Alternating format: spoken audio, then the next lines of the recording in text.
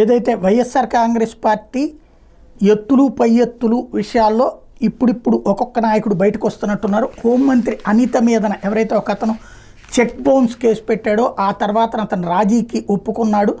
అయితే ఆ రాజీలో డబ్బులు ఎంత ఏంటనేది చెప్పలేదని అప్పట్లో కోర్టు ఆదేశించి వాయిదా పడితే నిన్న దానికి అతను చెప్పడం, దాంతో కేసు క్లోజ్ చేసేయడం కూడా జరిగిపోయింది. అది నిన్ననే మాట్లాడుకున్నాం. అయితే ఇందులోని సూక్ష్మాన్ని వైఎస్ఆర్ కాంగ్రెస్ పార్టీ అధికార ప్రతినిధి కాకుమాన్ రాజశేఖర్ రైజ్ చేశారు.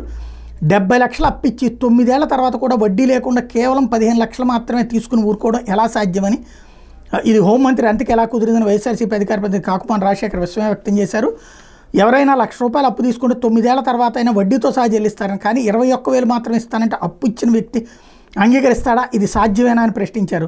కానీ సాక్షాత్ మన హోంమంత్రి అనిత దీన్ని సాధ్యం చేసి చూపించారని ఎద్దేవా చేశారు.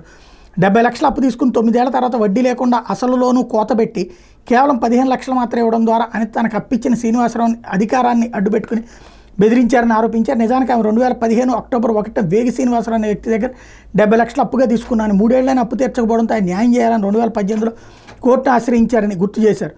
ఇప్పుడు ఆమె హోంమంత్రి అయ్యాక కేసులో ఒక్కసారిగా అనూహ్య పరిణామాలు చోటు చేసుకున్నాయన్నారు.